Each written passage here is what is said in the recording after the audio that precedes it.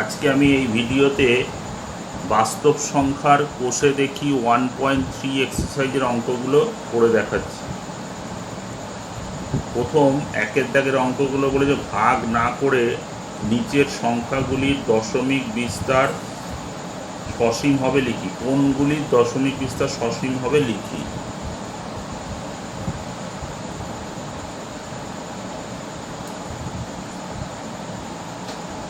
প্রথম অঙ্কটা আছে 17/80, মানে এটা একটা রেশনাল নাম্বার। এটাকে যদি আমি দশমিকে বিস্তার করি, দশমিক ভগ্নাংশে বিস্তার করি, তাহলে এই দশমিক বিস্তারটা সসীম হবে না অসীম হবে সেটা ভাগ না করে লিখতে বলা হয়েছে। তাহলে ভাগ না করে লিখতে বলার নিয়মটা হচ্ছে কোনো একটা মূলদ সংখ্যাকে তো p/q আকারে প্রকাশ করা হয়, p/q আকারে প্রকাশ করতে হয়। p/q আকারে প্রকাশ করলে q এর উৎপাদকগুলো বার করতে হয়। q এর উৎপাদকগুলো যদি 2 এবং 5 ছাড়া অন্য কোনো উৎপাদক না থাকে, তাহলে তার দশমিক বিস্তারটা সসীম হবে। তাহলে এখানে এই যে ভগ্নাংশটা দেওয়া আছে, এখানে লব হরের কত হর আছে 80। তাহলে 80-র মৌলিক উৎপাদকগুলো কি কি হচ্ছে? মৌলিক উৎপাদকগুলি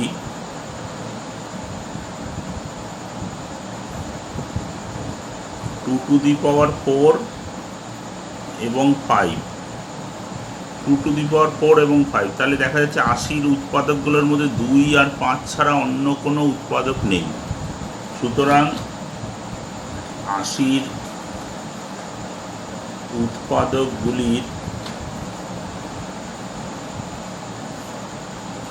মধ্যে 2 ও 5 ছাড়া অন্য কোনো উৎপাদক নেই। তাহলে কি হবে? তাহলে 17/80, সুতরাং 17/80 এর দশমিক বিস্তার সসীম হবে।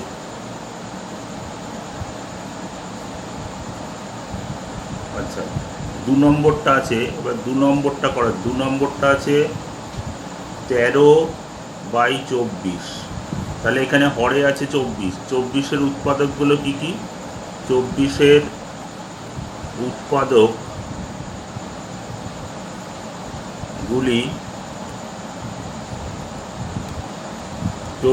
উৎপাদকগুলো হচ্ছে 2³ এবং 3। তাহলে এখানে দেখা যাচ্ছে 2³ এবং 3, মানে 2 ছাড়াও এখানে একটা অন্য উৎপাদক 3 আছে। 24-এর উৎপাদকগুলির মধ্যে 2 ছাড়াও 3 আছে। সুতরাং 13/24-এর দশমিক বিস্তার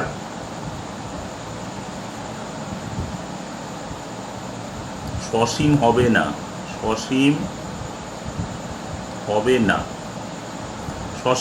অর্থাৎ অসীম হবে। এবার 3 নম্বরটা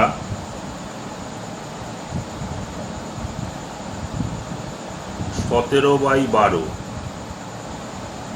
এখানে 12-র উৎপাদক 2² এবং 3। তাহলে এখানেও দেখা যায় 2 ছাড়া একটা 3 উৎপাদক রয়ে গেছে। তাহলে যেহেতু 3 আছে, তাহলে আমরা বলবো 17/12-র দশমিক বিস্তার অসীম হবে। এরপরে 4 নম্বরটা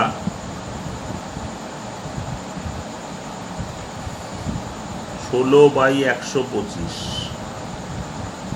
দেখো 125-এর উৎপাদক উৎপাদক হচ্ছে 5-এর কিউব, তিনটে 5, তাহলে শুধু 5 রয়েছে। তাহলে আমি কি বলেছি, 2 অথবা 5, 2 অথবা 5 ছাড়া যদি অন্য কোনো উৎপাদক না থাকে তাহলে সেটার দশমিক বিস্তার সসীম হবে। তাহলে এখানে শুধু 5 আছে, তাহলে 16/125 দশমিক বিস্তার সসীম হবে।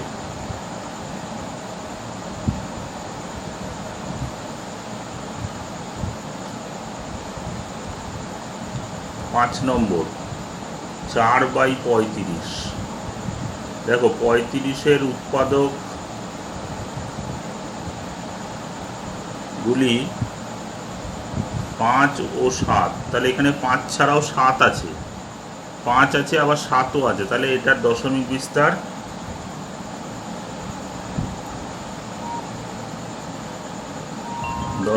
বিস্তার অসীম হবে।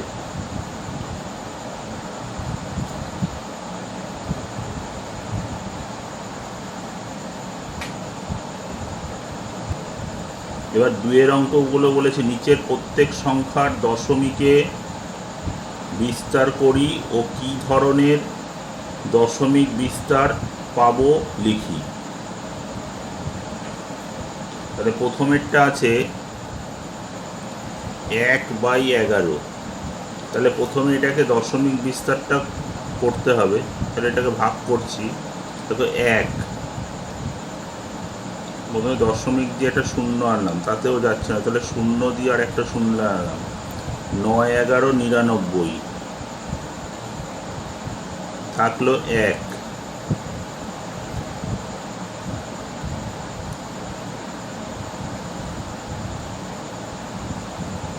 যাচ্ছে না বলে আবার একটা 0, তাহলে 9, 11, 99।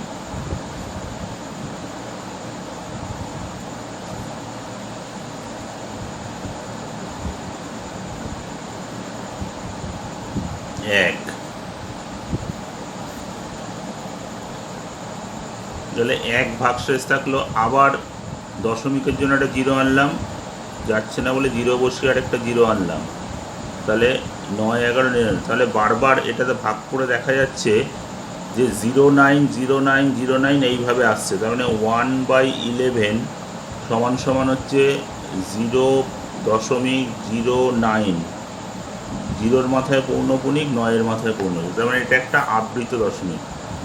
ইহা একটি আবৃত দশমিক ভগ্নাংশ।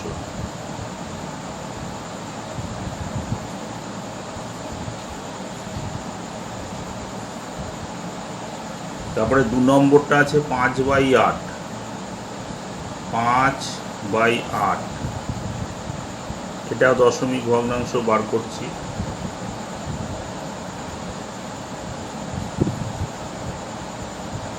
6, 8, 48,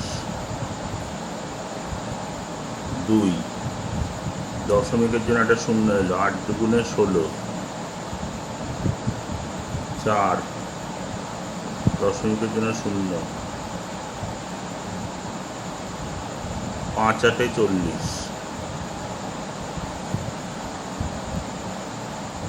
তাহলে 5/8 সমান 0.625। তার মানে ইহা একটি সসীম দশমিক ভগ্নাংশ।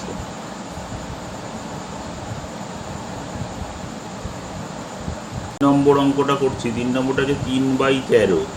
এটাকে আমি দশমিকে বিস্তার করছি। তাহলে 0 বসিয়ে দশমিক নিলাম, দশমিক বসিয়ে 0 আনলাম, 13 দুগুণে 26, 4, দশমিকের জন্য একটা 0 এলো, তাহলে 3, 13, 39,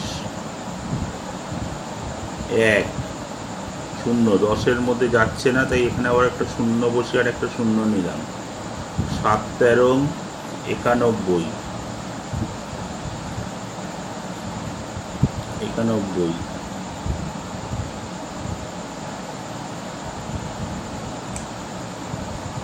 না 9 দশমিক বসিয়ে একটা শূন্য আনলাম, 6 13 78, 12 দশমিকের জন্য একটা শূন্য আনলাম, 9 13 117, 3 আবার 3 ভাগশেষ, মানে আমরা 3 থেকে শুরু করেছিলাম আবার 3-এ ফিরে এলো, তার মানে আবার এই সংখ্যাগুলো রিপিট হয়ে আসবে। তার মানে 3/13 এইটা সমান সমান হচ্ছে 0.300769, 2-এর মাথায় একটা পৌনঃপুনিক দিলাম, 9-এর মাথায় পৌনঃপুনিক, মানে এটা একটা আবৃত দশমিক। তাহলে ইহা একটি আবৃত দশমিক ভগ্নাংশ।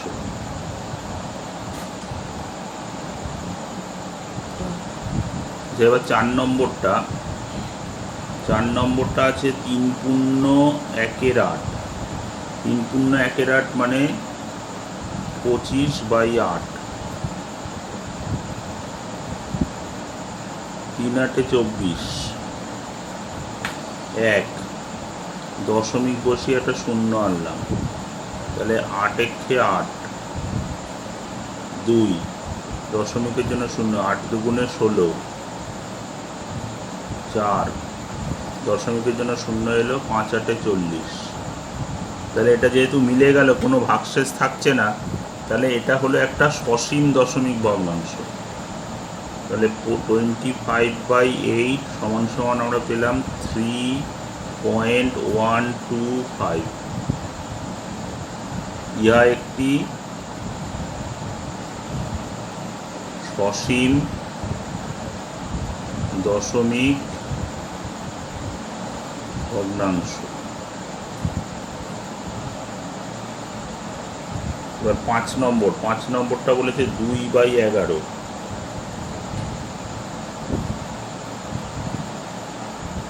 2/11 এটাকে ভাগ করছি, 2 দশমিক নিলাম, দশমিকের জন্য একটা শূন্য এলো, 11 1 11, 9 দশমিকের জন্য শূন্য, 8 11 88, 2 দশমিকের জন্য শূন্য, 11 1 11, 9। তাহলে এইখানে 9 ছিল, আবার 9 ফিরে এলো, তার মানে 9 মানে এটা শূন্য হলো, দশমিকের জন্য শূন্য হলো, তাহলে 8 11 88, 2 0, 11 1 11, তার মানে এইটা সমান 2/11 সমান সমান হচ্ছে 0.181, মানে 8-এর মাথায় পৌনঃপুনিক, 1-এর মাথায় পৌনঃপুনিক, তার মানে ইহা একটি আবৃত দশমিক ভগ্নাংশ। ইহা একটি আবৃত দশমিক ভগ্নাংশ।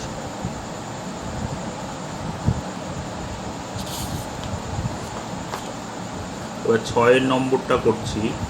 6 নম্বরটা হচ্ছে 7/25,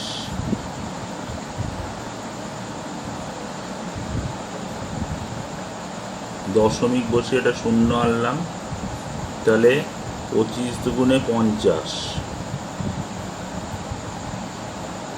20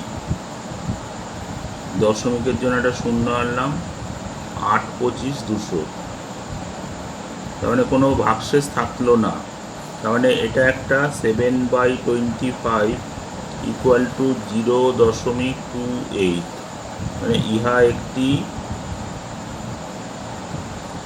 সসীম দশমিক ভগ্নাংশ।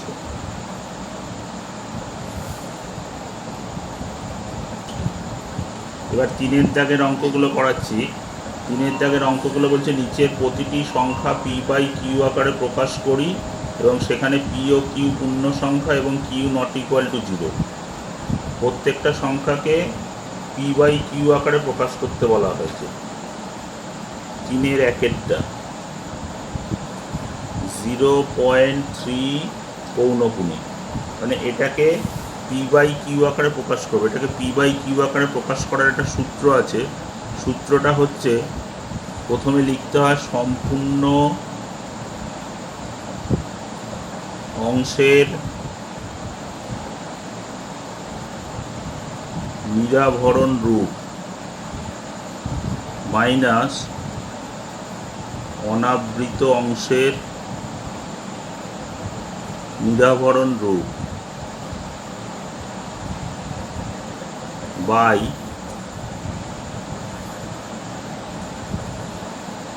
আবৃত দশমিক অঙ্কের সমান সংখ্যক নয় এবং অনাবৃত দশমিক অঙ্কের সমান সংখ্যক শূন্য। এইটা হচ্ছে সূত্র। মানে প্রথমে আমরা লিখব সম্পূর্ণ অংশের নিরাভরণ রূপটা লিখব মাইনাস অনাবৃত অংশের নিরাভরণ রূপ ডিভাইডেড বাই আবৃত দশমিক অঙ্কের সমান সংখ্যক নয় এবং অনাবৃত দশমিক অঙ্কের সমান সংখ্যক শূন্য। তাহলে 0.3 পৌনপুণিক, এটাকে আমি দেখো এখানে সম্পূর্ণ অংশের নিরাভরণ রূপ বলতে দশমিক পৌনপুণিক বাদ দিয়ে শুধু সংখ্যাটাকে লিখলে হয় 3 মাইনাস অনাবৃত অংশ মানে পৌনপুণিকের বাইরে এখানে কিছু নেই, তাহলে 0 বাই আবৃত দশমিক অঙ্কের সমান সংখ্যক নয়। এখানে দশমিক অঙ্ক একটাই আছে 3, তার মাথায় পৌনপুণিক আছে, তার মানে একটা 9 বলবে, আর অনাবৃত দশমিক অঙ্ক কিছু নেই। তাহলে এইটা ইকুয়াল টু হলো 3/9, তার মানে 3 দিয়ে 9 কাটলাম 3, তার মানে এটার ভ্যালু হলো 1/3। তার 2 নম্বরটা করছি। 2 নম্বরটা আছে 1.3 পৌনপুণিক। তাহলে এখানে যদি সম্পূর্ণ অংশ নিরাভরণ রূপটা লিখলে হচ্ছে 13 মাইনাস অনাবৃত অংশ হচ্ছে 1 বাই আবৃত দশমিক অঙ্ক একটাই আছে 9, তার মানে এইটা ইকুয়াল টু হলো 12/9, তার মানে 3 দিয়ে কাটাকাটি করলে এটা হচ্ছে 4/3। 4/3। আচ্ছা, এবার 3 নম্বরটা করছি। 3 নম্বরটা আছে 0.54, 4-এর মাথায় পৌনপুণিক। তাহলে এটা সম্পূর্ণ অংশ নিরাভরণ রূপ হচ্ছে 54 মাইনাস অনাবৃত অংশ হচ্ছে 5 বাই আবৃত দশমিক অঙ্ক হচ্ছে একটা 9 আর অনাবৃত দশমিক অঙ্ক একটা আছে, তাহলে 0। তাহলে এটা হলো 49 49/90। এটা কাটাকুটি আর হবে না, তাহলে এইটাই উত্তর, এটাই অ্যান্সার।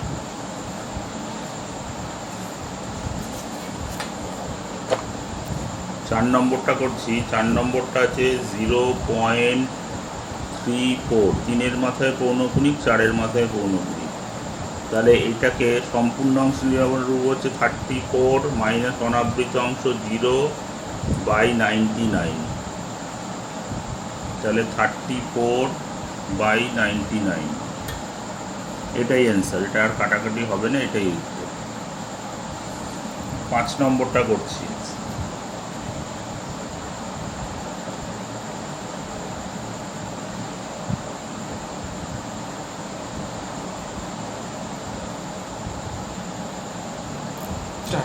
5 নম্বরটা হচ্ছে 3.14, 1-এর মাথায় পৌনপুণিক, 4-এর মাথায় পৌনপুণিক। তাহলে এটা সম্পূর্ণ অংশ নিরাভরণ রূপ হচ্ছে 314 মাইনাস অনাবৃত অংশ হচ্ছে 3/99,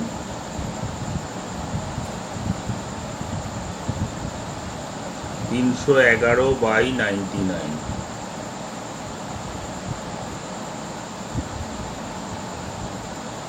এটা 311/90, এটা আর কাটাকাটি হবে না, তাহলে এটাই উত্তর। 6 নম্বরটা করছি।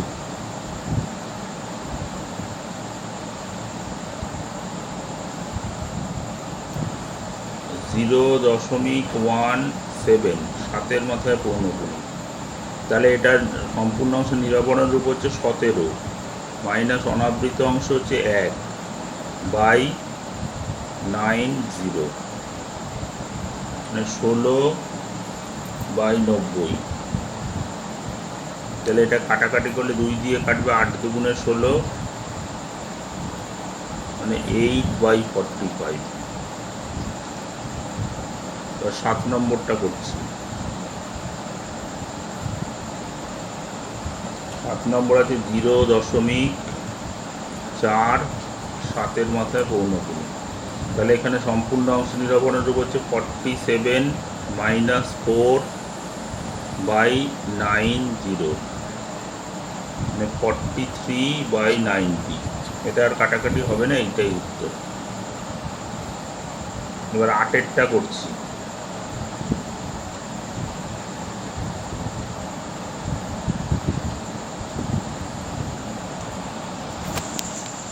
0.54 5-এর মাথায় রেকারিং, 4-এর মাথায় রেকারিং। তাহলে এটার হচ্ছে 54 মাইনাস 0/99, 54/99। 9 দিয়ে কাটছে, 6 নং 54, 9 11, মানে 6/11। এইটা হলো উত্তর।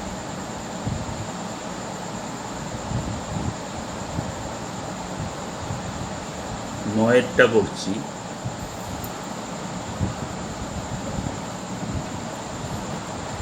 9-এরটা আছে 0.001, 0-র মাথায় পৌনঃপুনিক আছে, 1-এর মাথায় পৌনঃপুনিক আছে। তাহলে এটা হলো 0.01 মাইনাস 0/999, তার মানে এটা হলো 1/999। এইটাই উত্তর।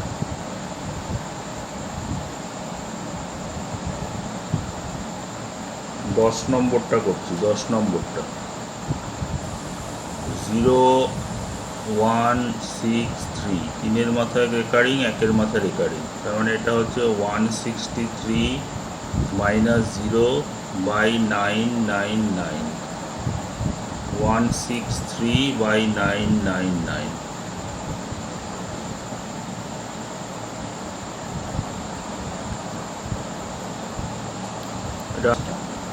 এরপরে 4 নম্বর অঙ্কটা বলেছে, 4 নম্বর অঙ্কটা করছি। 4টি সংখ্যা লিখি যাদের দশমিক বিস্তার অসীম ও অনাবৃত। 4টে সংখ্যা লিখতে বলেছে যাদের দশমিক অংশ অসীম ও অনাবৃত। 4টে সংখ্যা আমি লিখছি 2, 3, 5, 7। 4টে সংখ্যা লিখলাম, এদের দশমিক ভগ্নাংশ হচ্ছে অসীম কিন্তু অনাবৃত, 2, 3, 5, 7। এই উত্তরটা অন্য কোনো রকম উত্তরও হতে পারে। 5-এর অঙ্কটা করছি। 5 নম্বর অঙ্কটা বলেছে 5/7 ও 9/7-এর মধ্যে 3টি অমূলদ সংখ্যা লিখি। 5/7 ও 9/7 এর মধ্যে 3টে অমূলদ সংখ্যা লিখতে বলেছে। তাহলে 5/7কে আমি প্রথমে দশমিকে বিস্তার করছি। 7 7 49, 1 দশমিকের জন্য 0, 7 1 7, 3 0, 4 7 28, 2 0, 7 2 14, 6, 7 8 56,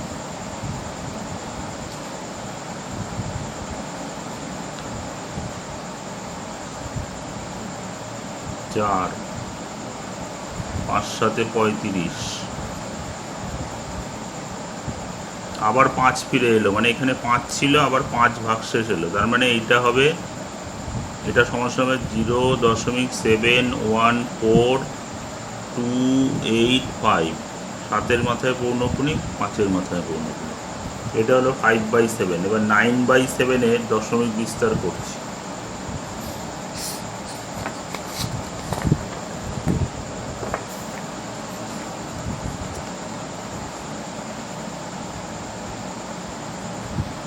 7 একে 7, 2 ভাগশেষ হলো, দশমিক বসিয়ে একটা শূন্য আনলাম, 7 দুগুণে 14, 6,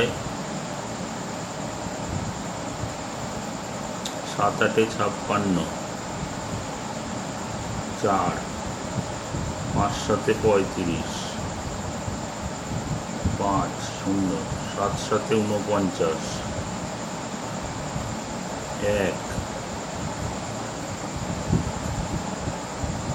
7 একে 7, 3, 4 7 28, 2, 7 দুগুণে 14, না আবার 2 ফিরে এলো, মানে এইখানে 7 দুগুণে 14, মানে এইটা সমান সমান হবে 1.28571 4, 2 এর মাথায় 15, 4 এর মাথায় 15, তাহলে 5/7 ও 9/7 এর মধ্যবর্তী তিনটি অমূলদ সংখ্যা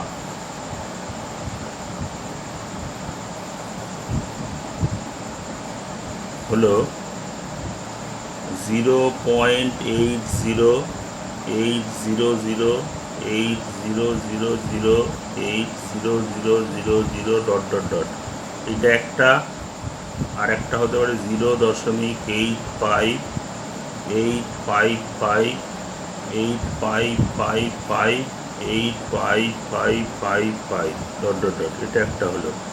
আর একটা লিখতে পারি 91911191119111 ... মানে আমি যে এই তিনটে সংখ্যা লিখলাম, এই তিনটে সংখ্যার উত্তরটা এটা অন্য ধরনের উত্তরও হতে পারে। এরপরে 6 অঙ্কটা করাচ্ছি। 6 অঙ্কটা বলেছে 3/7 ও 1/11 এর মধ্যে দুটি অমূলদ সংখ্যা লিখি। 3/7, এটাকে আমি প্রথমে 3/7 ও 1/11, তাহলে 3/7 এর দশমিক বিস্তারটা করে দেখছি। 4 7 28, 2 0, 7 দুগুণে 14, 6 0, 7 8 56, 4 0, 5 7 35, 5 0, 7 7 49,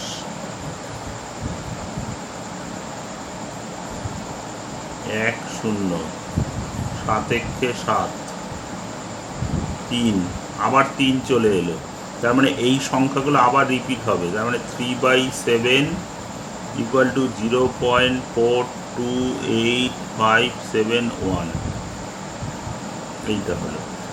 এবার 1/11 এর দশমিক বিস্তার করছি।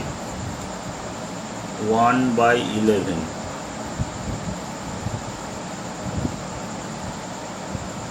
দশমিক বসে 0 আনলাম, 0 বসিয়ে আর একটা 0 আনলাম,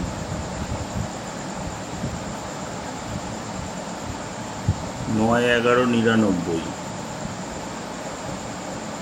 1 0, আবার 0 বসিয়ে একটা 0, 9 11 99। তার মানে এইটা 1/11 =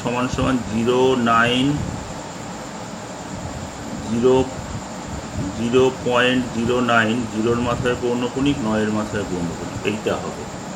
তাহলে 3/7 ও 1/11 এর মধ্যবর্তী দুটি অমূলদ সংখ্যা হলো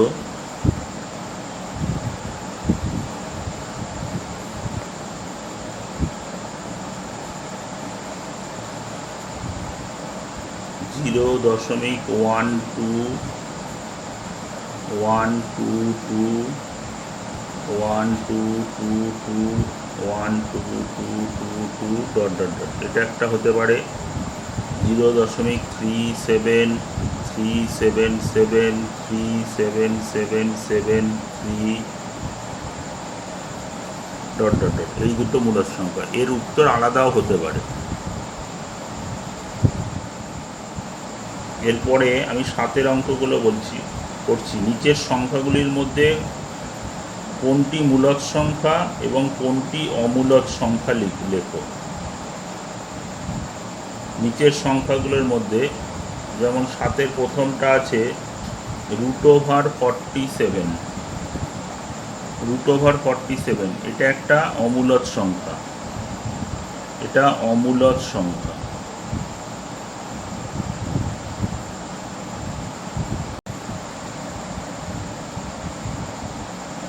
এবার 7 2 নম্বরটা বলেছে √625। √625 এটাকে লেখা যায় √25 × 25। 25-এর সঙ্গে 25 গুণ করলে 625 হয়, তার মানে এটা হবে শুধু হবে 25। তাহলে এটা একটা মূলদ সংখ্যা।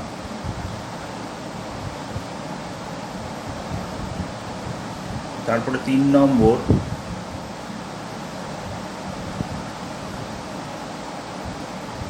(0.6.5757) তাহলে 5757 আছে ডট ডট ডট। তার মানে এটা একটা হচ্ছে আবৃত দশমিক ভগ্নাংশ, তার মানে এটা সমান হচ্ছে 6.5 পৌনঃপুনিক 7 পৌনঃপুনিক। আবৃত দশমিক ভগ্নাংশকে সবসময় p/q আকারে প্রকাশ করা যায়। এই আগের অঙ্কগুলো আমি করে দেখালাম। তাহলে এটা একটা মূলদ সংখ্যা। আবৃত দশমিক ভগ্নাংশকে যেহেতু p/q আকারে প্রকাশ করা যায়, তাহলে আবৃত দশমিক ভগ্নাংশ সর্বদাই মূলদ সংখ্যা। এবার 4 নম্বর অঙ্কটা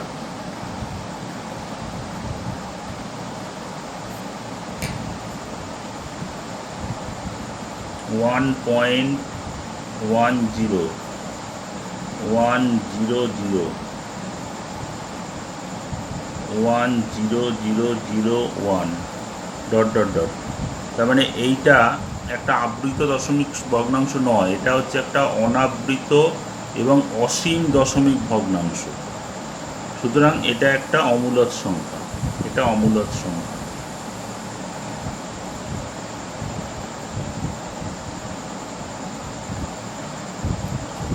আমি 8 অঙ্কগুলো করে দেখাচ্ছি। 8 অঙ্কগুলো বলেছে সংখ্যা রেখায় নিচের সংখ্যাগুলিকে স্থাপন করো। সংখ্যা রেখায় নিচের সংখ্যাগুলিকে স্থাপন করতে বলেছে। প্রথমে 8 1 নম্বরটা আছে 5.762। একে সংখ্যা রেখা স্থাপন করতে হবে। এটা আমি করে দেখাচ্ছি।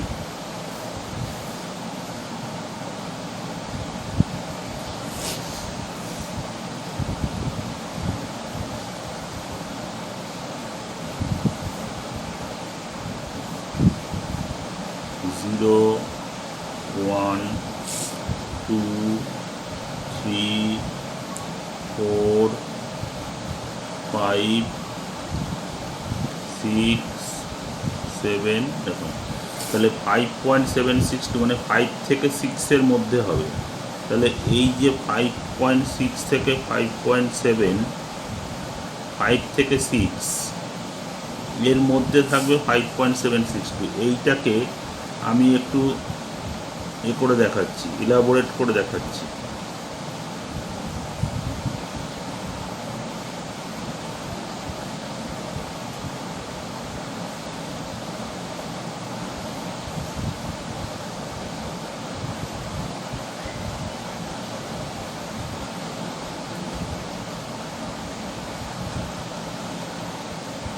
ধরো এইটা হলো 5, এইটা হলো 6, তাহলে পরেরটা হবে 5.1, 5.2, 5.3, 5.4, 5.5, 5.6, 5.7, 5.8, 5.9।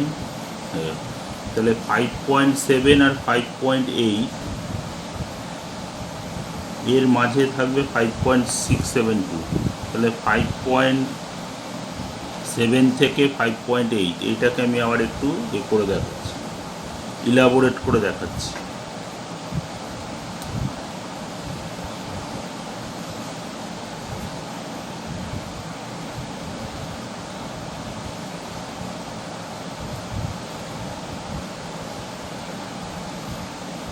5.7, 5.8, তাহলে এটা হবে 5.71, 5.72, 5.73, 5.74, 5.75, 5.76, 5.77, 5.78, এইভাবে চলবে।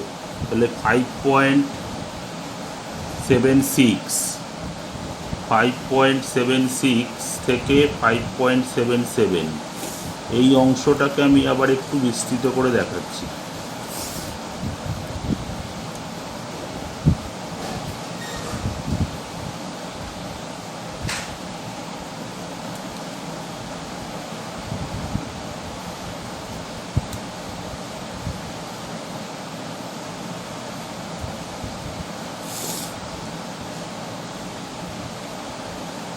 দেখো, এটা হচ্ছে 5.76, এটা হলো 5.77, তাহলে এইখানে হবে 5.761, 5.762, 5.763, 5.764, এইভাবে চলবে। তাহলে 5.762 হচ্ছে এইটা হলো 5.762। তার মানে এরকম যদি সংখ্যা রেখাটা এরকম ছিল 0, 1, 2, 3, 4, 5, 6, 7 এরকম, তাহলে 5.7 মানে 5.1, 5.2, 5.3, 5.4, 5.5, 5.6, 5.7, তাহলে 5.7 থেকে মানে এইরকম একটা জায়গায় আমরা পাবো পয়েন্টটা, এইরকম একটা জায়গায় আমি এটা পাবো 5.762, এই পি বিন্দুটা। তাহলে 5.762টা এরকম একটা জায়গায় পাওয়া যাবে সংখ্যা রেখা। তাহলে 5.762কে সংখ্যা রেখায় স্থাপন করে পি বিন্দু পেলাম। এইভাবে এটা করে দেখাতে হবে, ইলাবোরেট করে। আচ্ছা, এবার 2 নম্বরটা আছে। 2 নম্বরটা বলেছে 2.321, 2.321, এটাকে সংখ্যা রেখা স্থাপন করছি।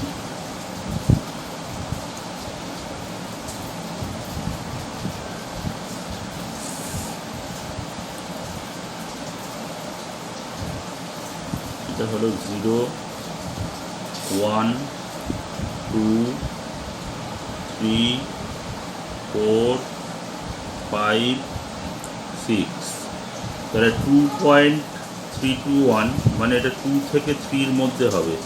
মানে এই যে 2 থেকে 3 এই অংশটাকে আমি এই অংশটার মধ্যে থাকবে 2.321, তাহলে 2 থেকে 3-এর মধ্যে থাকবে 2.321, তাহলে 2 থেকে 3 এইটাকে আমি একটু ইলাবোরেট করে দেখিয়েছি। 2 থেকে 3 এটার মধ্যে আবার 10টা ভাগ থাকবে, 2.1, 2.2, 2.3, 2.4, 2.5, 2.6, 2.7, 2.8, 2.9, তারপরে 3, তাহলে এখানে আমাদের দরকার 2.3, তাহলে এই 2.3 আর 2.4, 2.3 থেকে 2.4 এই অংশটাকে আমি আবার একটু বিস্তৃত করে দেখাচ্ছি।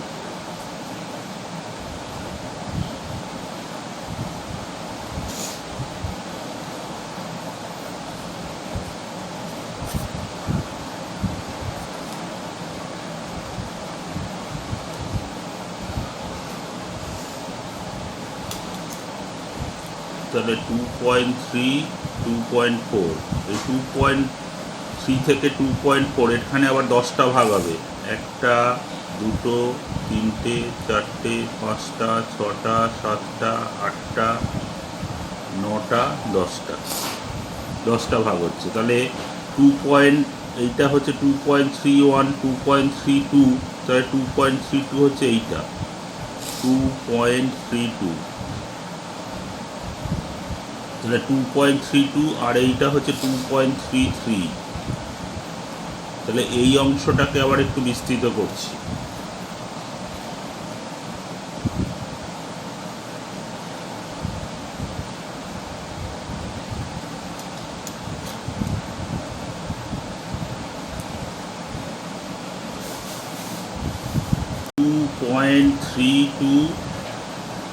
আর এটা হলো 2.33, এটার মধ্যে আবার 10টা ভাগ আছে, 1টা 2টো 3টে 4টে 5টা 6টা 7টা 8টা 9টা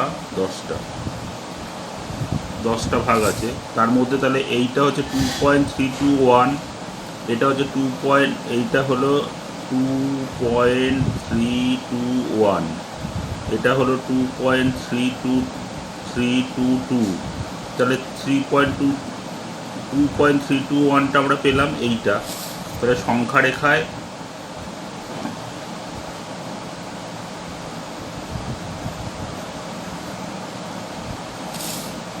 জিরো 1 2 3 4 5, তাহলে 2.321টা মোটামুটি 2.1 2.2 2.3 মানে এরকম একটা জায়গায় আসবে। এই যে এইরকম একটা জায়গায় 2.321কে পাওয়া গেল, এটা হলো কিউ বিন্দু।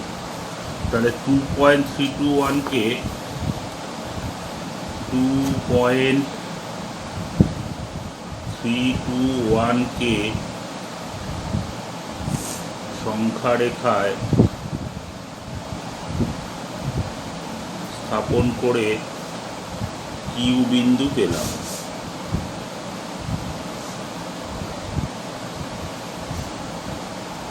এরপর 3 নম্বরটা বলেছে 1.052 1.052,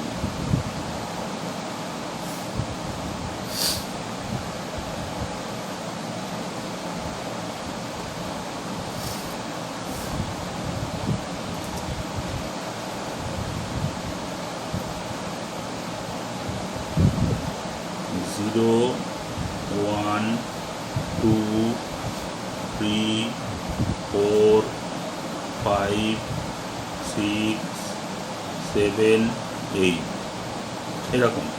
তাহলে 1.052 এটা কি 1 থেকে 1 আর 2 এর মধ্যবর্তী, তাহলে 1.0 বলতে এই বিন্দুটাকেই বোঝাচ্ছে। তাহলে এই পার্টটাকে 1 থেকে 2 এই পার্টটাকে আমি একটু বিস্তৃত করে দেখাবো।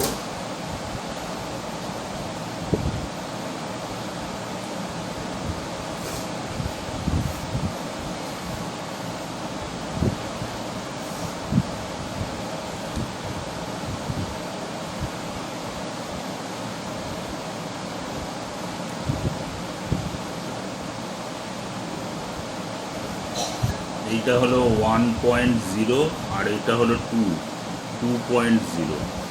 তাহলে 1 থেকে 2 এখানে আবার 10টা ভাগ থাকবে।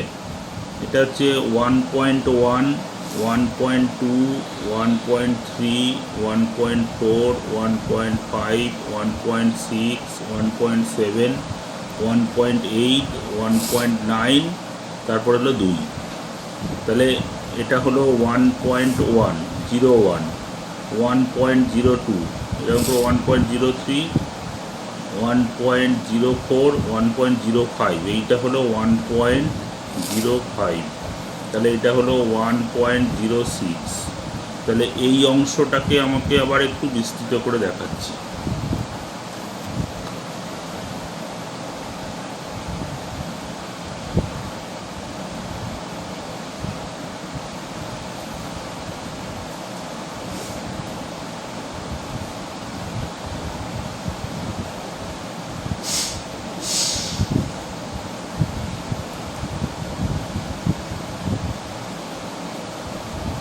তাহলে এইটা হলো 1.05, এটা হলো 1.06।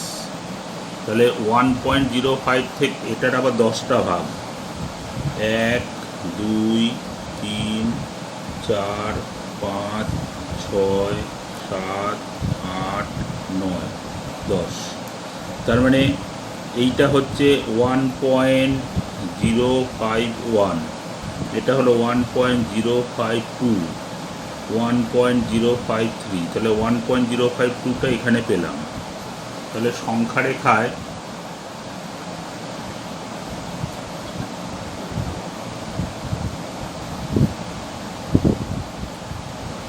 জিরো 1 2 3 4 5 6 7, তার মানে 1.05, 1 2 3 4 5 এরকম জায়গায়, মানে এরকম একটু এই জায়গাটা হবে 1.052। এই সংখ্যা রেখায় এটাকে স্থাপন করে আর বিন্দু পেলাম। তাহলে সুতরাং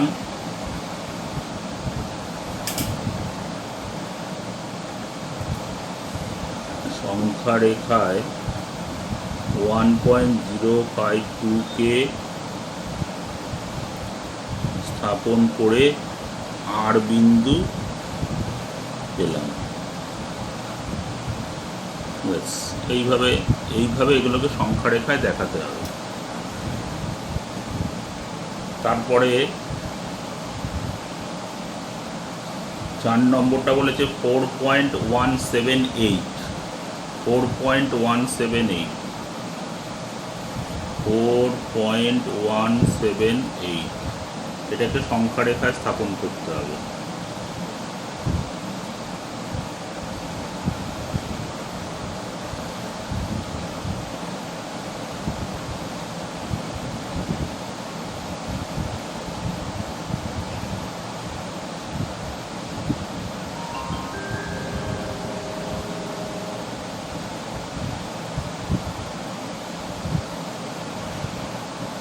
তাহলে 4.178 এটা 4 থেকে 5-এর মধ্যে থাকবে। তাহলে এই অংশটাকে 4.178 এটা 4 থেকে 5-এর মধ্যে থাকবে। তাহলে 4 থেকে 5 এটাকে আমি একটু বিস্তৃত করে দেখাচ্ছি। 4 থেকে 5 এটাকে আবার 10টা ভাগে ভাগ করলাম। একটা হলো 4.1, 4.2, 4.3, 4.4, 4.5, 4.6, 4.7, 4.8, 4.9, তারপর হলো 5। তাহলে এখানে যে 4.1, তাহলে আমাদের এই যে 4.1, তাহলে 4.178, তার মানে এই যে 4.1 থেকে 4.2 এইটাকে আমি আবার একটু বিস্তৃত করব।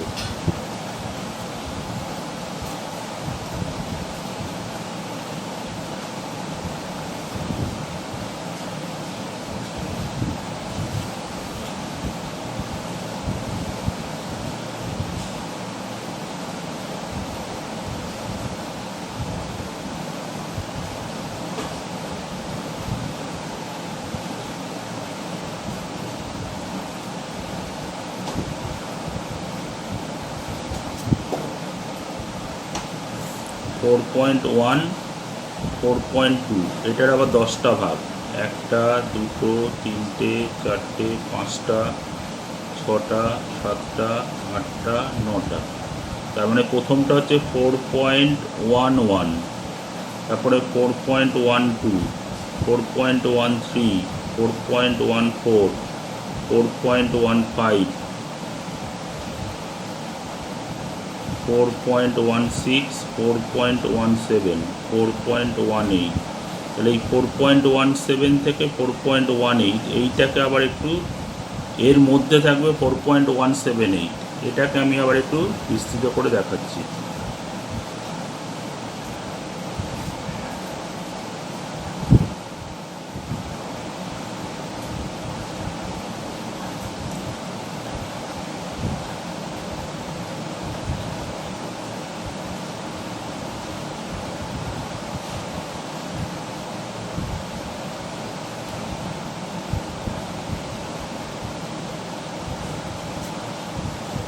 তাহলে 4.17, 4.18, এটার আবার 10টা ভাগ, 1 2 3 4 5 6 7 8 9।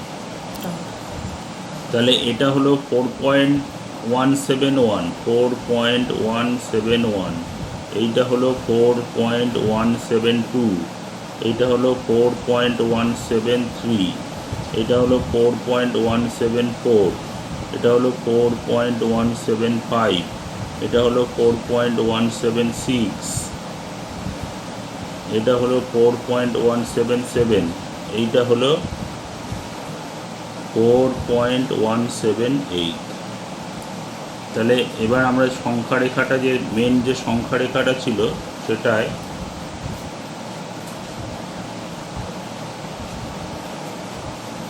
জিরো 1 2 3 4 5 6, তাহলে 4 থেকে 5-এর মধ্যে এই যে 4.178, 4.1 মানে এরকম একটা জায়গায় থাকবে, 4.178টাকে এরকম একটা জায়গায় পেলাম, 4.178, এটা পি বিন্দু। তাহলে সংখ্যা রেখায়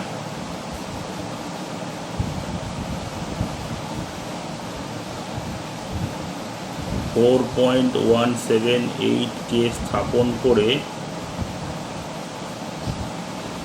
পি বিন্দু পেলাম। ব্যাস এইভাবে দেখাতে হবে। এরপরে 9-এর অঙ্কগুলো করছি। 9-এর অঙ্কতে বলেছে 2.2.2 পৌনপুণিক 6 পৌনপুণিক, এইটাকে 4 দশমিক স্থান পর্যন্ত সংখ্যা রেখায় স্থাপন করবে। তাহলে 4 দশমিক স্থান পর্যন্ত এটাকে প্রকাশ করলে এইটা হবে 2.2626, মানে 2.2626কে আমি সংখ্যা রেখায় স্থাপন করে দেখাচ্ছি।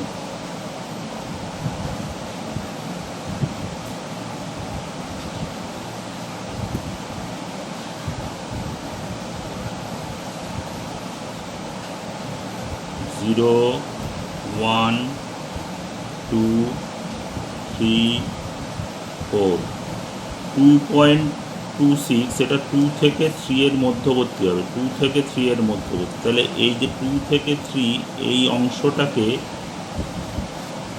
বিস্তৃত করে এবার দেখাবো।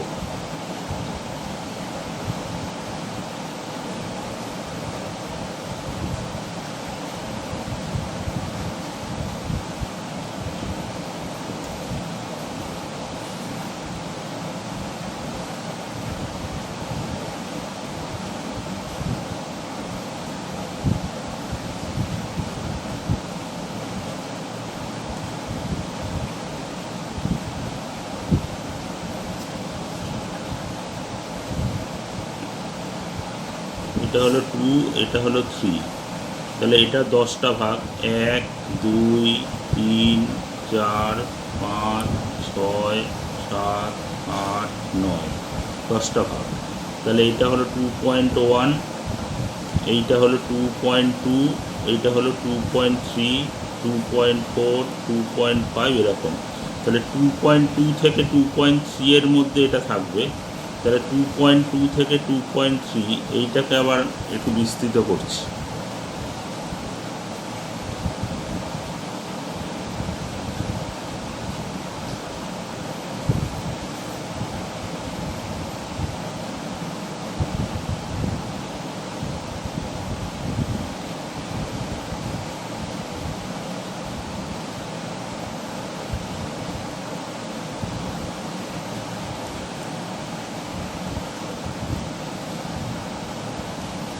এটা হলো 2.2, এটা হলো 2.3, তাহলে এর আবার 10টা ভাগ, 1 2 3 4 5 6 7 8 9 10।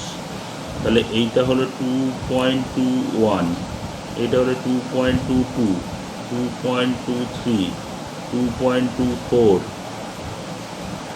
2.25, এইটা হলো 2.26, 2.26, আর এইটা হলো 2.27, তাহলে এই দুটোর মাঝখানে থাকবে, এইটাকে আবার বিস্তৃত করছি।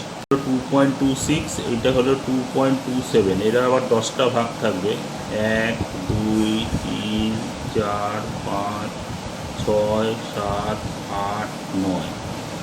তাহলে এইটা হলো 2.261, 2.261, এটা হলো 2.262, 2.263,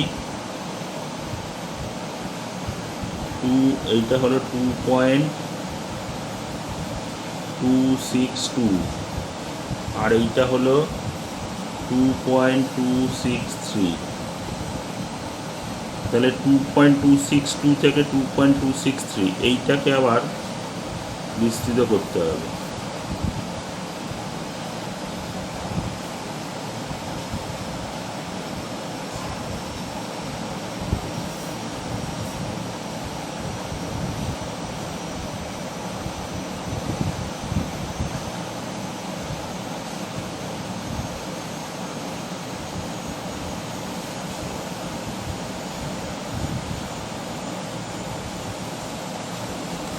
তাহলে এইটা হলো 2.262, 2.63।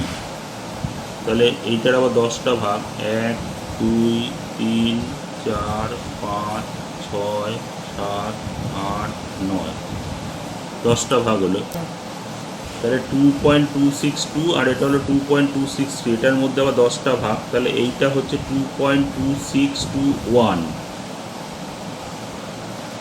2.262, মানে এইটা হচ্ছে 2.2622 4 5 6। তাহলে এইটা হলো 2.2626। তাহলে সংখ্যা রেখায় আমরা স্থাপন করে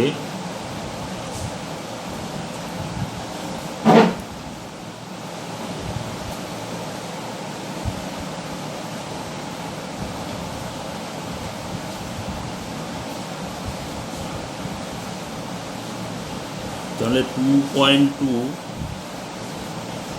মানে এরকম জায়গায় পেলাম, এই জায়গায় স্থাপন করে 2.2626 স্থাপন করে এখানে কিউ বিন্দুটা পেলাম। তাহলে সংখ্যা রেখায় 2.2626কে স্থাপন করে কিউ বিন্দু পেলাম। 9-এর আরেকটা আছে, 9-এর আরেকটা বলেছে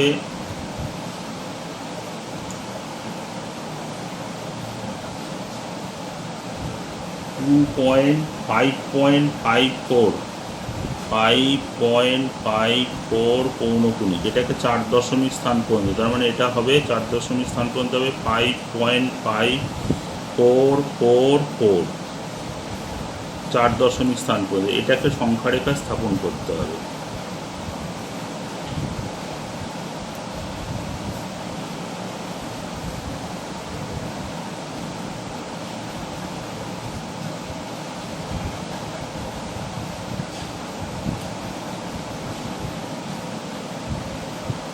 তাহলে 5.5444 এটা 5 থেকে 6 এর মধ্যে থাকবে।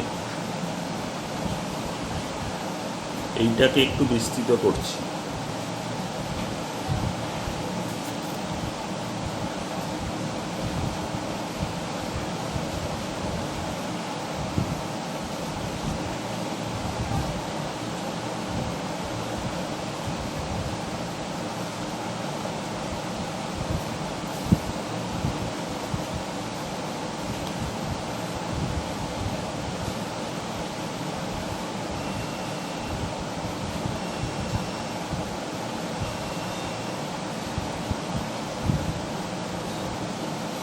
তাহলে এইটা হলো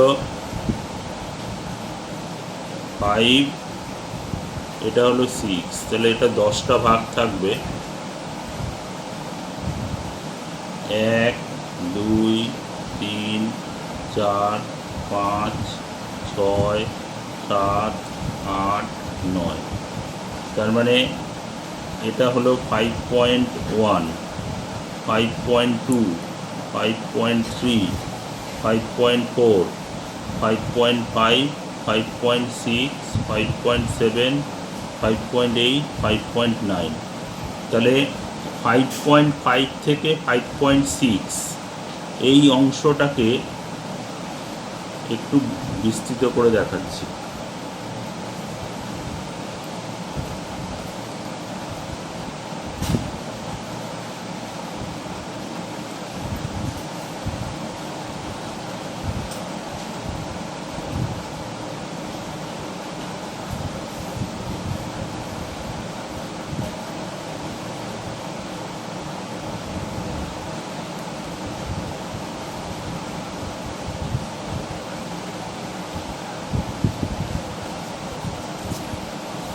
তাহলে এটা হলো 5.5, এটা হলো 5.6।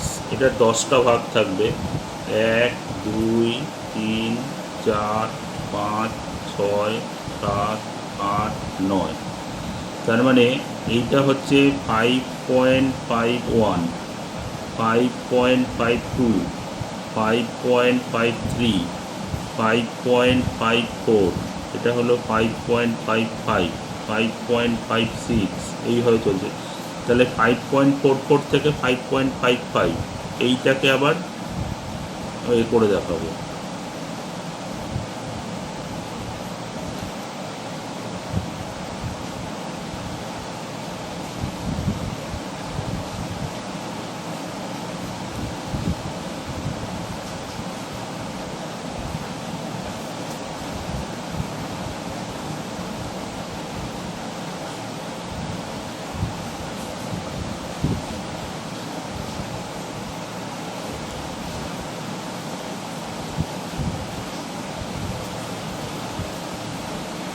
5.54, 5.55, এটা 10টা ভাগ, 1, 2, 3, 4, 5, 6, বেশি বেশি হয়ে গেল, 1, 2, 3, 4, 5, 6, 7, 8, 9। তাহলে এইটা হলো 5.541, এটা হলো 5.542, 5.542, 5.543, 5.544, এটা হলো 5.544। তাহলে এইটা হচ্ছে 5.545। তাহলে এই অংশটা 5.544 থেকে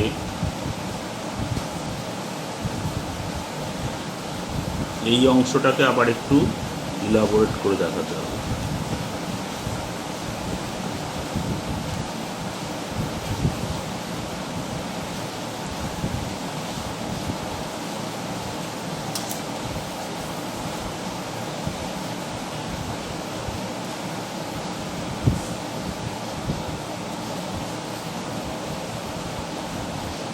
five point five four four, আর এটা হলো 5.545।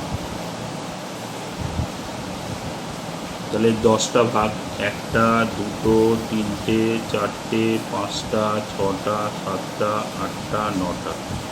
তার মানে এটা হচ্ছে 5.5441, এটা হচ্ছে 5.5442, এটা হচ্ছে 5.5443, এইটা হলো 5.5444। তাহলে সংখ্যা রেখায়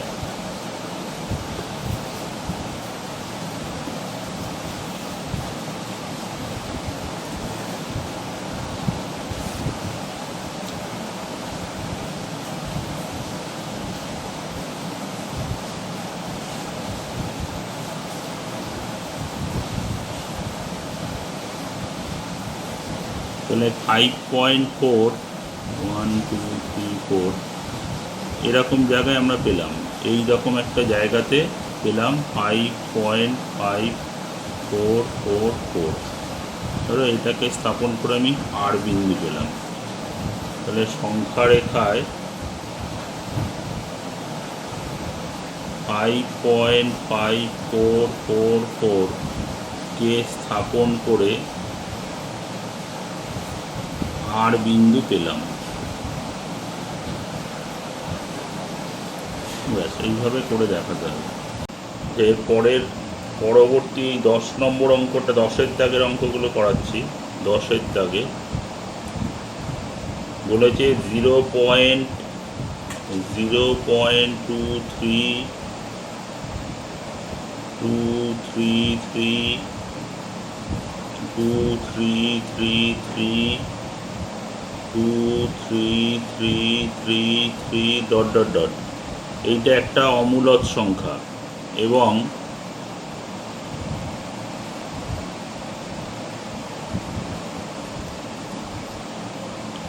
জিরো পয়েন্ট 212112111121111 এর মধ্যে দুটো মূলদ সংখ্যা বসাতে বলেছে। এইটা একটা অমূলদ সংখ্যা, এটা একটা অমূলদ সংখ্যা। এই দুটো অমূলদ সংখ্যার মাঝে দুটো মূলদ সংখ্যা বসাতে বলেছে। তাহলে এত এবং এত এর মধ্যে দুটো মূলদ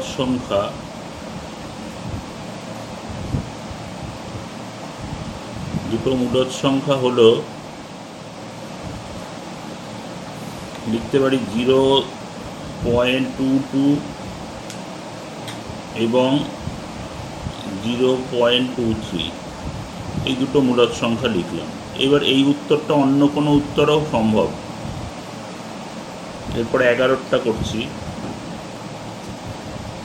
11টা বলেছে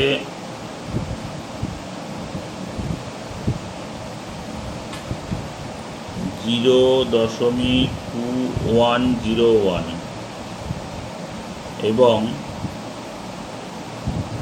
0.2222 এর মধ্যে দুটো মূলদ সংখ্যা, এর মধ্যবর্তী দুটি মূলদ সংখ্যা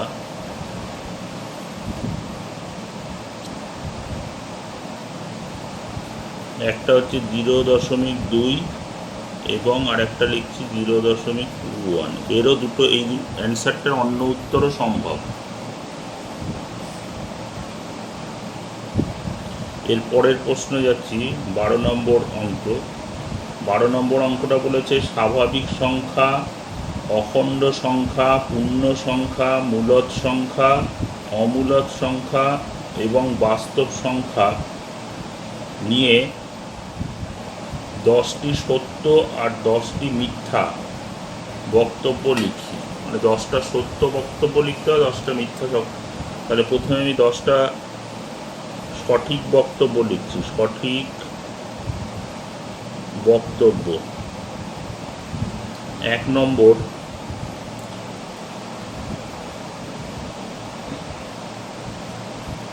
সকল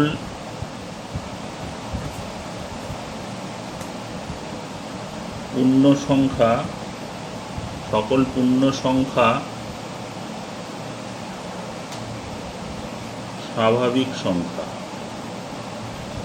সকল পূর্ণ সংখ্যাই স্বাভাবিক সংখ্যা, এটা একটা সঠিক বক্তব্য। 2 নম্বর,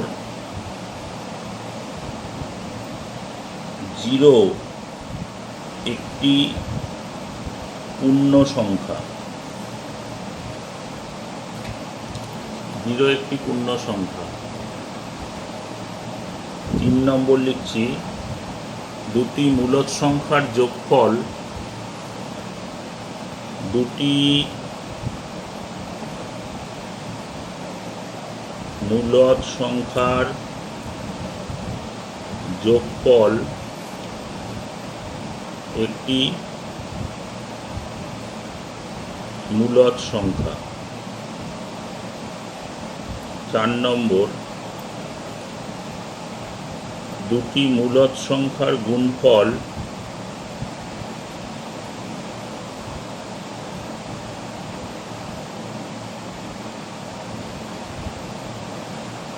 একটি মূলদ সংখ্যা।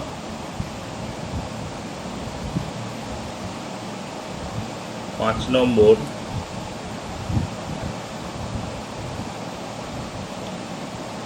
দুটি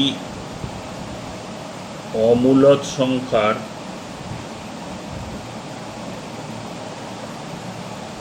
যোগফল সর্বদাই অমূলদ হয় না।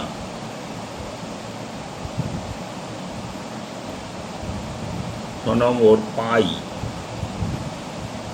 বা 22/7 একটি মূলদ সংখ্যা।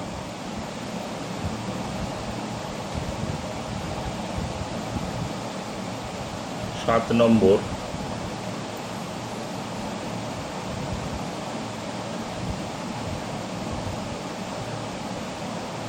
সকল মূলদ সংখ্যাই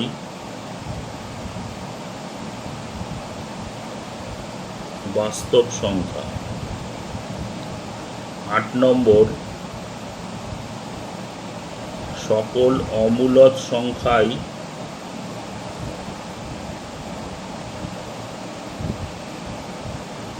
বাস্তব সংখ্যা।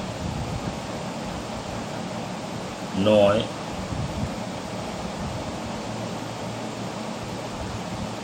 √5 একটি অমূলদ সংখ্যা।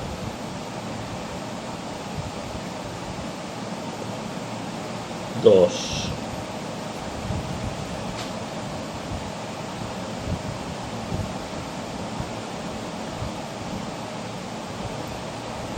দুটি অমূলদ সংখ্যার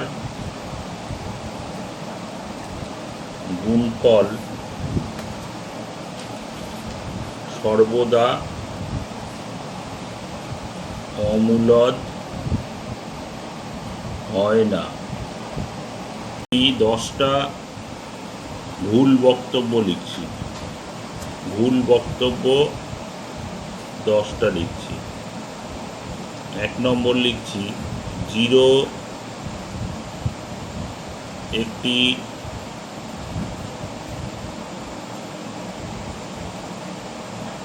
স্বাভাবিক সংখ্যা। 2 নম্বর লিখছি দুটি মূলদ সংখ্যার যোগফল দুটি মূলদ সংখ্যার যোগফল একটি অমূলদ সংখ্যা।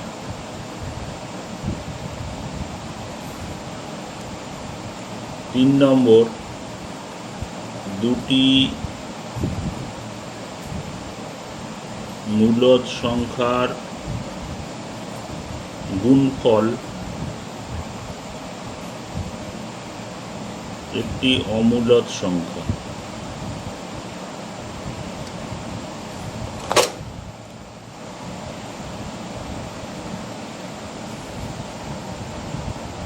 চার নম্বর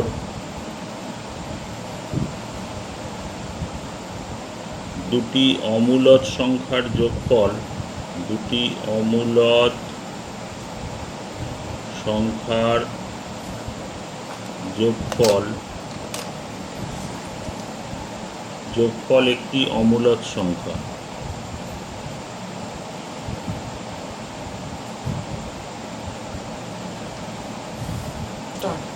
দুটি অমূলদ সংখ্যার যোগফল একটি মূলদ সংখ্যা হবে, অমূলদ নয়, মূলদ সংখ্যা। এটা একটা ভুল বক্তব্য। 5 নম্বর যে সকল ঋণাত্মক পূর্ণ সংখ্যা স্বাভাবিক সংখ্যা। 6 নম্বর √π একটি মূলদ সংখ্যা। 7 নম্বর সকল বাস্তব সংখ্যাই মূলদ সংখ্যা।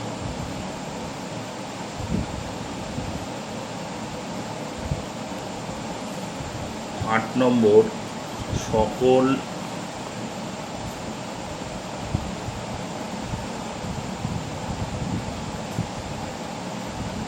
বাস্তব সংখ্যাই অমূলদ সংখ্যা।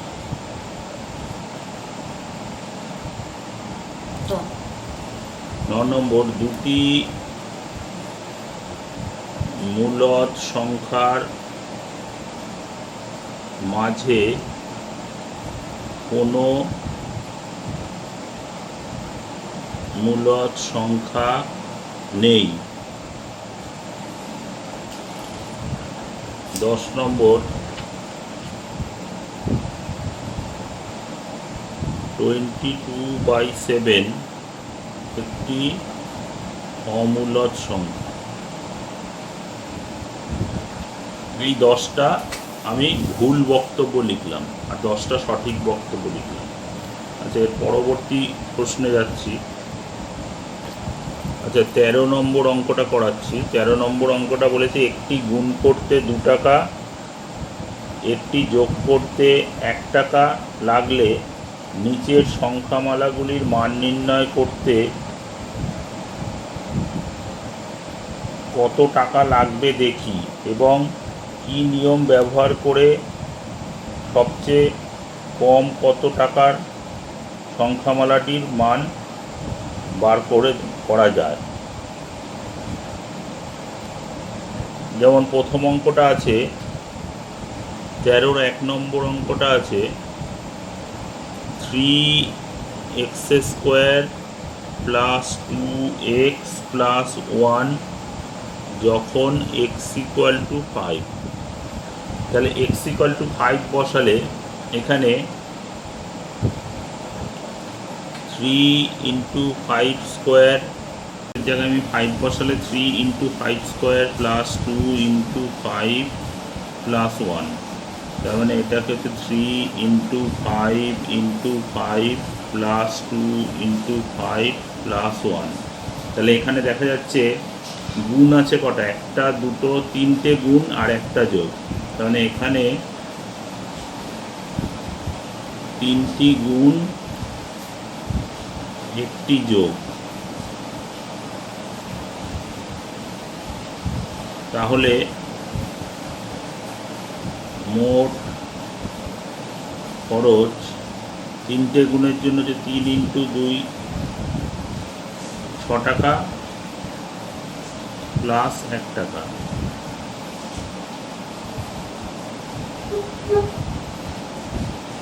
তিনটে গুণ আর এখানে 2টো যোগ, 2টি যোগ, 1টি না। এই যে এখানে একটা যোগ আছে, এখানে একটা, 2টো যোগ। তাহলে 3 + 2 আর 2 × 1, তার মানে এটা সমান 8 টাকা লাগছে।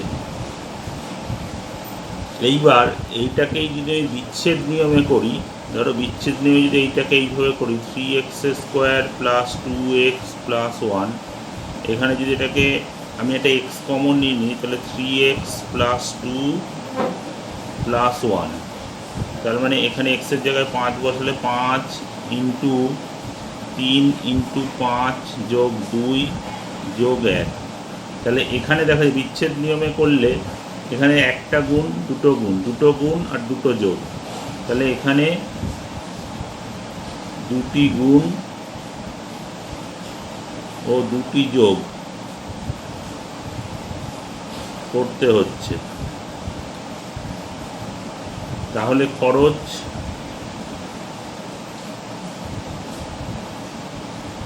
সমান হচ্ছে 2টো গুণ, তার মানে 2 × 2 + 1 × 2, তার মানে 6 টাকা। তাহলে বিচ্ছেদ নিয়মে করলে এখানে খরচটা কম হচ্ছে, মানে এইভাবে করলে খরচটা কম হচ্ছে, এইভাবে করলে খরচটা বেশি হচ্ছে। আচ্ছা, তার পরেরটা দেখাচ্ছি।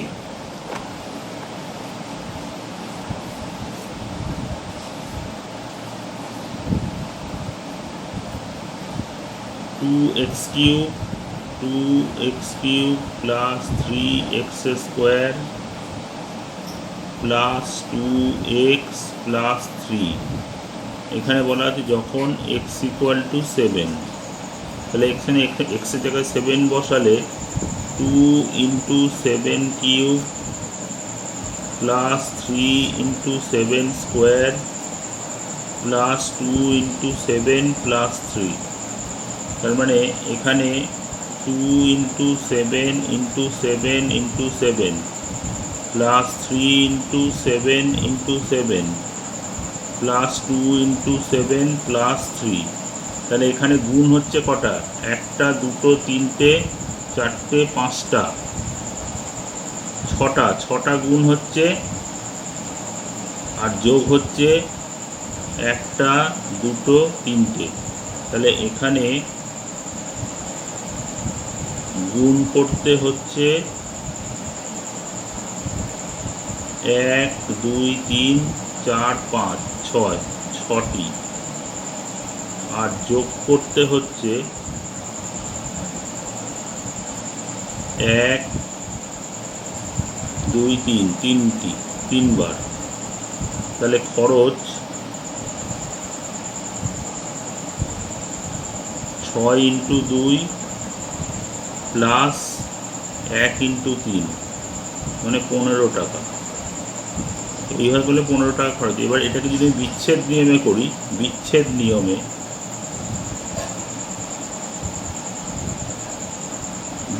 নিয়মে করলে এটাকে লেখা যায় 2। এখানে যদি আমি এক্স কমন নিয়ে নিই, এক্স কমন নিলে 2x square plus 3x plus 2 plus 3। এক্সের জায়গায় 7 বসালে 7 into 2 into 7 into 7 plus 3 into 7 plus 2 plus 3। তাহলে এখানে গুণ হচ্ছে কটা? একটা, দুটো, তিনটে, চারটে গুণ, আর যোগ হচ্ছে একটা, দুটো, তিনটে। তাহলে এক্ষেত্রে গুণ করতে হচ্ছে 1 2 3 4 বার, আর যোগ করতে হচ্ছে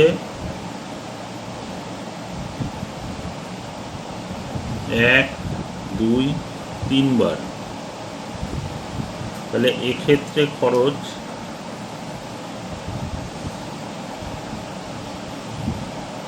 4 ইন্টু 2 প্লাস 1 ইন্টু 3, 4 দুগুণে 8 প্লাস 3 মানে 11 টাকা। তাহলে এই বিচ্ছেদ নিয়মে করলে এটা খরচটা কম হচ্ছে। আচ্ছা, এরপরে আমি এমসিকিউ আর শর্ট অ্যান্সার টাইপ কোশ্চেনগুলো করাচ্ছি।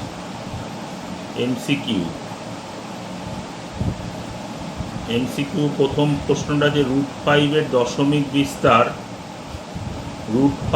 দশমিক বিস্তার একটি সসীম দশমিক। অপশান বি আছে একটি অসীম দশমিক, সসীম অথবা আবৃত দশমিক। সি আছে একটি অসীম ও অনাবৃত দশমিক, আর ডি আছে কোনোটিই নয়। √5 এর দশমিক বিস্তার এটা কী হবে? এটা হবে 1-এর সি এরটা হবে সঠিক উত্তর। 1-এর সিটা হবে সঠিক উত্তর।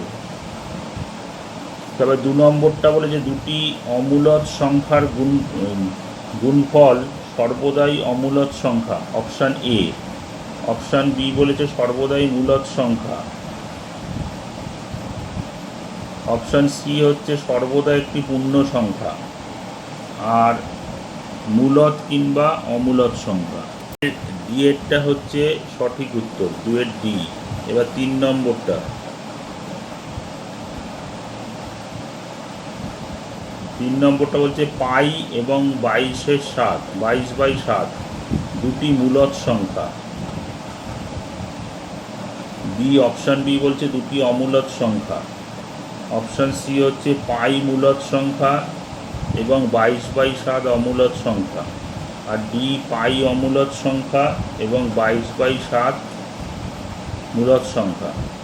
এখানে অপশান হবে পাই মানে পাই আর 22/7 হচ্ছে একই জিনিস। পাই এর মানই হচ্ছে 22/7। তাহলে 22/7 মানে এখানে যেটাকে তো পি/কিউ আকারে প্রকাশ করা যাচ্ছে, তার মানে এখানে হবে দুটি মূলদ সংখ্যা, এটা হবে রাইট অ্যান্সার। এ দুটোই মূলদ সংখ্যা। তারপর 4 নম্বরটা, দুটি মূলদ সংখ্যার মধ্যে অপশান এ বলেছে কোনো মূলদ সংখ্যা নেই, অপশান বি বলেছে একটি মাত্র মূলদ সংখ্যা আছে, অপশান সি বলছে অসংখ্য মূলদ সংখ্যা আছে, আর ডি বলছে কোনো অমূলদ সংখ্যা নেই। তাহলে এখানে অপশান 4 দুটো মূলদ সংখ্যার মাঝখানে অসংখ্য মূলদ সংখ্যা আছে, এটাই সঠিক উত্তর। কারণ 4-এর সি এরটা সঠিক উত্তর।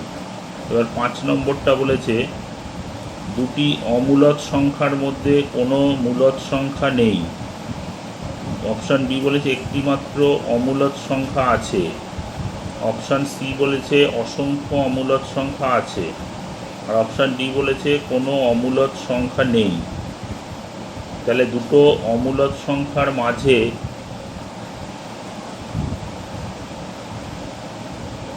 অসংখ্য অমূলদ সংখ্যা আছে, এইটা হচ্ছে সঠিক উত্তর। তাহলে 5 নম্বরের সি এরটা হচ্ছে সঠিক উত্তর।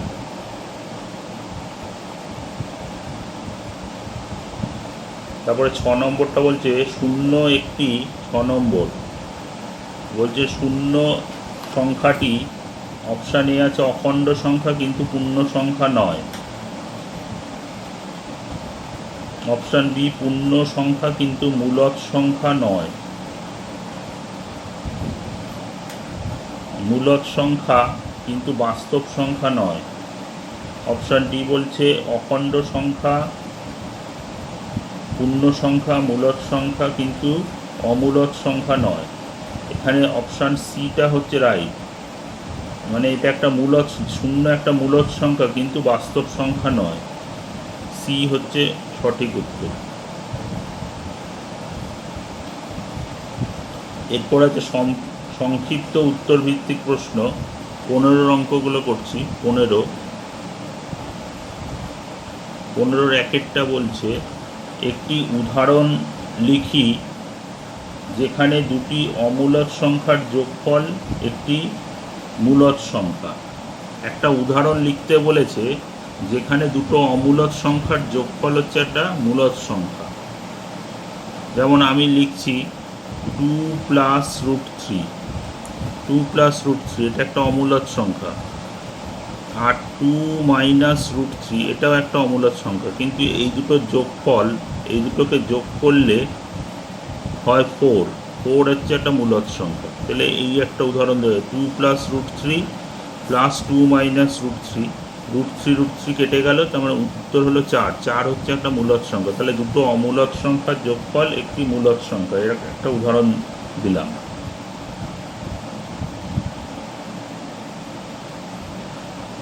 তারপরে বলেছে 2-এরটা বলেছে একটি উদাহরণ লিখি যেখানে দুটি অমূলদ সংখ্যার যোগফল একটি মূলদ সংখ্যা। একটি উদাহরণ লিখি যেখানে দুটো অমূলদ সংখ্যার বিয়োগফল একটি মূলদ সংখ্যা। এবার বলেছে একটা উদাহরণ লিখতে বলেছে যেখানে দুটো অমূলদ সংখ্যার বিয়োগফল একটা মূলদ সংখ্যা। যেমন আমি লিখছি ধরো √3 একটা অমূলদ সংখ্যা।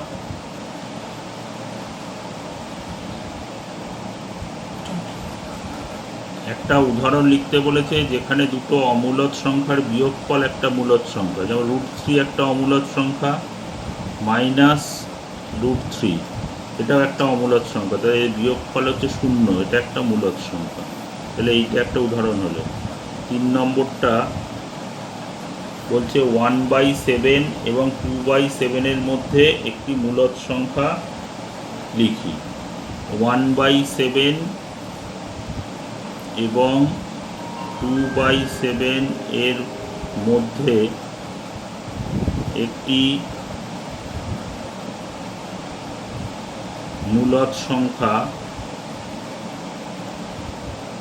হলো 1/7 + 2/7/2। মানে এটা হচ্ছে 3/7/2, মানে 3/14, 3/14। এটা হলো একটা মূলদ সংখ্যা 1-এর সাথে এবং 2-এর সাথে মধ্যে। এবার 4 নম্বরটা বলেছে 1/7 ও 2/7 এর মধ্যে একটা অমূলদ সংখ্যা লিখতে। একটি অমূলদ সংখ্যা,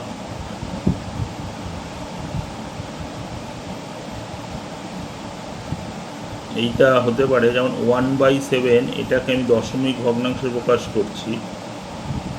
0.0 7 একে 7, 3 0, 4 7 28, 2 0, 7 2 14, 6 0, 7 8 56, 4 0, 5 7 35, 5 7 7 49। আবার 1 ফিরে এলো, তার মানে এইটা সমান সমান হচ্ছে 1 থেকে এই 7 পর্যন্ত, এই পৌনগুণিক, মানে এইটা আবার রিপিট হবে। আর 2/7টাকে দশমিক ভগ্নাংশে প্রকাশ করছি।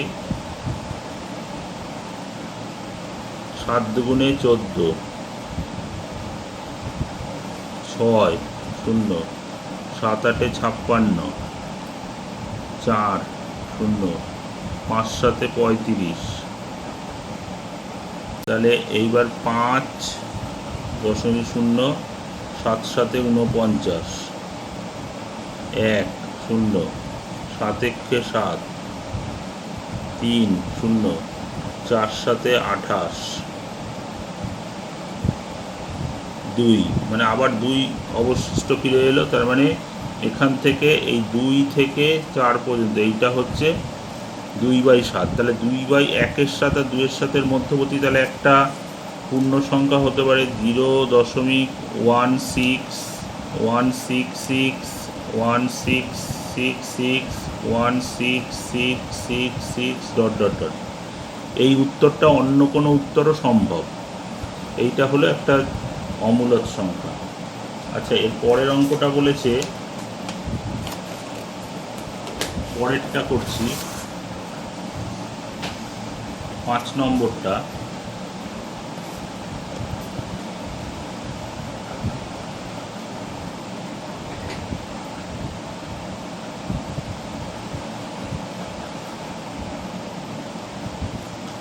জিরো 0.0123 পৌনগুণিক, এটাকে সামান্য ভগ্নাংশে প্রকাশ করতে বলেছে। তাহলে এটার নিরাভরণ রূপটা হলো 1 2 3 মাইনাস অনাবৃত অংশ হলো 12/1000। তাহলে এটা হলো 111/9000। এটাকে 3 দিয়ে কাটলে এটা হচ্ছে 37, এটাকে 3 দিয়ে কাটলে হলো 3000। তার মানে এটা উত্তর হলো 37/3000। এইটাই উত্তর। তাহলে আজ এই এক্সারসাইজটি আমি এখানেই শেষ করলাম। পরবর্তী ভিডিওতে আমি পরবর্তী এক্সারসাইজটি আলোচনা করব। আমার এই ভিডিওটি তোমাদের ভালো লাগলে লাইক করবে, অনেক অনেক শেয়ার করবে এবং আমার চ্যানেলটি সাবস্ক্রাইব করবে ও পাশের বেল আইকনটি প্রেস করবে, যাতে পরবর্তী ভিডিওর ক্ষেত্রে নোটিফিকেশান তোমরা আগে থেকেই পেয়ে যাও।